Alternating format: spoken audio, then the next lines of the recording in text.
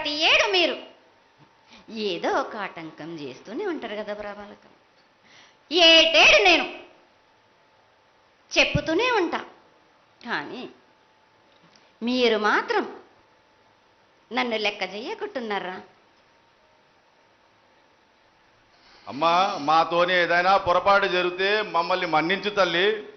మేము నీ కోరిక ఏముందో మీరు చెప్తే మేము అది శిరోత్సాహిస్తాం తల్లి. ఏడేడు నా కోరిక చెప్పుతూనే ఉన్నాను నేను, కానీ మీరు మాత్రం నెరవేర్చడం లేదు.